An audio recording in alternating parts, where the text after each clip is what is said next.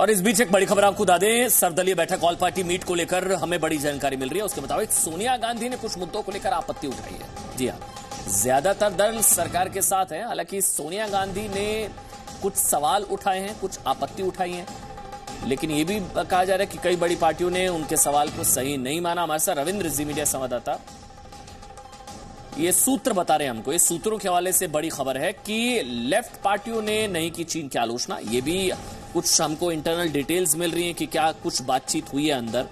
ये सूत्र हमको बता रहे हैं कि एक तो सोनिया गांधी ने कुछ मुद्दों को लेकर आपत्ति उठाई है, कुछ सवाल उठाए हैं, कई बड़ी पार्टियों ने इस सवाल को सही नहीं माना, ये इंपॉर्टेंट है। के चंद्रशेखर राव, नवीन पटनायक ने कांग्रेस अध्यक्ष सोनिया गांधी की आपत्तियों को भाव नहीं दिया। हमारे साथ रविंद्र इस वक्त हमारे साथ जुड़ चुके हैं। रविंद्र, क्या बता रहे हैं आपको सूत्र? देखिए, जो सूत्रों से जानकारी मिल रही है उसमें सोनिया गांधी ने कई सवाल पूछे हैं प्रधानमंत्री से कि आखिर जब ये हालात हुए तो हम लोग को पूरे देश को डार्क क्यों में, अंधेरे में क्यों रखा गया, अभी भी पूरी हालात की जानकारी नहीं दी जा रही है। ऑपोजिशन पार्टी या देश से पूरी तरह से शेयर करना चाहिए। लेकिन इस बीच में एक बात बता दूं कि सोनिया गांधी की करीबी पार्टी शरद पवार ने जो राहुल गांधी और सोनिया गांधी जो सवाल उठा रहे थे कि हमारे सैनिक अनआर्म क्यों गए थे, आर्म्स के बिना वहां क्यों गए थे, शरद पवार ने एक तरह से उन्हीं को लपेटा है कि हमें इंटरनेशनल जो ट्रीटी होती है उसका सम्मान करना चाहिए। तो कहीं ना कहीं यूपीए घटक दल ही सोनिया गांधी, राहुल गांधी को कहीं ना कहीं किनारे दिखा रहे हैं इस मसले पर। हालांकि मैं बताऊं अमन की सोनिया गांधी ने कई सवाल पूछे हैं। Which did Chinese troops include, कब चाइना ने इंक्लूड किया। जबकि एक बात बता दूं कि जब राजनाथ सिंह रक्षा मंत्री ने अपना प्रेजेंटेशन दिया तो पूरे हालात की जानकारी वहां पर दी थी। सबसे पहले उन्होंने सब कुछ बताया कि उस रात को वहां पर क्या हुआ था, क्या क्या हालात थे और किन हालातों में हमारे सैनिकों की शहादत हुई और चीन के सैनिकों की कितनी बड़ी शहादत हुई। सब कुछ की इन डिटेल प्रेजेंटेशन दिया उन्होंने अपोजिशन के सभी अध्यक्षों को या उनके रिप्रेजेंटेटिव को। लेकिन सोनिया गांधी के अलावा सभी दल, यहां तक कि मायावती हो, ममता बनर्जी हो, स्टालिन हो, नॉर्थ ईस्ट की पार्टियां हो, कुमार संगमा हो या बाकी जितने भी घटक जो दल इसमें शामिल थे, सिर्फ और सिर्फ सोनिया गांधी को छोड़कर सबने सरकार का साथ दिया। लेकिन कांग्रेस अध्यक्ष सोनिया गांधी ने कई सवाल पूछे हैं। जाहिर तौर पर यह सवाल सियासी सवाल भी हो सकते हैं।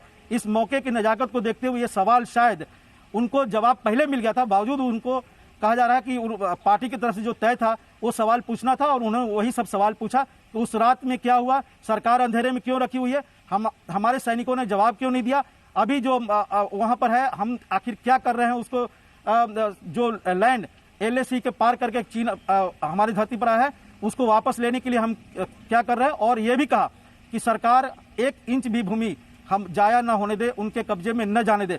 तो कहीं ना कहीं एक तरह से सियासत भी देखने को मिल रही, खासकर सोनिया गांधी द्वारा, जबकि पूरी तरह से सरकार ने अपनी तरफ से हालात के बारे में पूरी तरह से इन डिटेल जानकारी दी। प्रधानमंत्री ने इन डिटेल जानकारी दी, बावजूद उसके लग रहा है कि सोनिया गांधी सेटिस्फाइड नहीं है और सेटिस्फाइड नहीं होने के पीछे सियासत हो रही है। बैठक चल रही है या खत्म हो चुकी है? एक सवाल। दूसरा, क्या कोई फॉर्मल नोट आएगा, कोई कुछ बताया जाएगा क्या कुछ हुआ सरकार की तरफ से, अपोजिशन की तरफ से कोई फॉर्मल नोट आएगा, कुछ पता लगेगा हमको?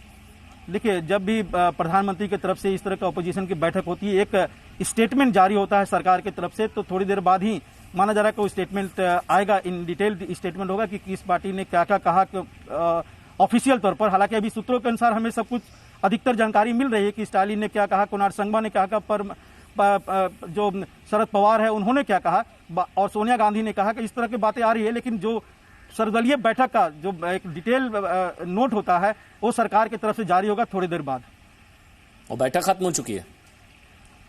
देखिए, 5 बजे से बैठक चल रही थी और अभी पक्के तौर पर तो नहीं कहा जा सकता कि बैठक खत्म हुई है। लेकिन इन डिटेल यही है कि सोनिया गांधी के अलावा बाकी सब ने सरकार के कदम का सपोर्ट किया है और सरकार के साथ भी कर रहे हैं। बहुत बहुत शुक्रिया रविंद्र। वैसे ये सवाल पहले भी राहुल गांधी की तरफ से उठाया गया था और उनका झूठ पकड़ा गया था। जो पहले उनकी अज्ञानता सामने आ गई थी, उन्होंने कहा था कि निहत्थे क्यों भेजा।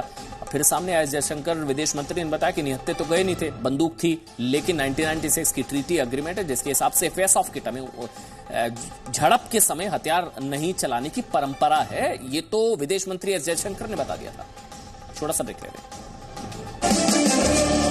Presenting B News app available on Google Play and App Store. Download it now.